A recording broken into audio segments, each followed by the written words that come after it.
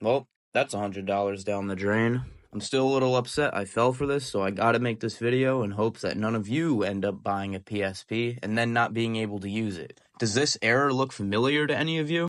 That error means that your PSP wasn't updated to the latest version before it stopped being supported by Sony. If you see that error, just know that that PSP is fucked. You can't even play games on it. You can only watch movies. I got this hunk of shit on eBay where the seller didn't specify or show any pictures of the error before selling it.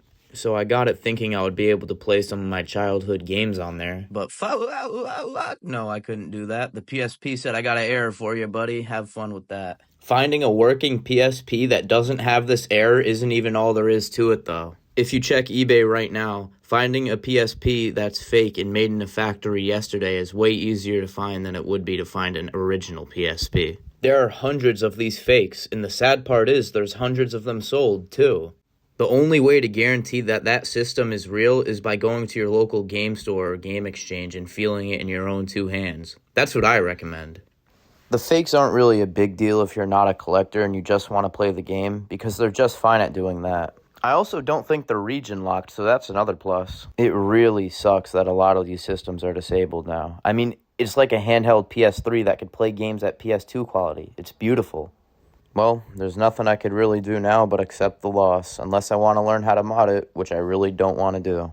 This is the second time I've ordered a console that claimed it was working on eBay, and it just didn't. It doesn't happen often because I order from there a lot, but it just sucks when it does happen. You see that Xbox 360 right there? The seller claimed this was a fully functional Xbox 360 that barely got any use, but when it came, it was covered in all types of sloppy dirt and grease. And the disk drive wouldn't work, so I couldn't play my physical games. Just my luck, am I right?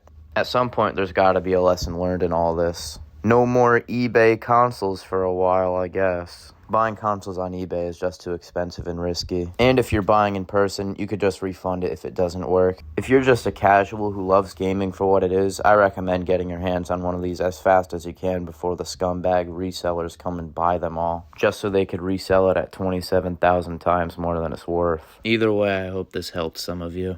Thank you for listening. Just had to get this off my chest.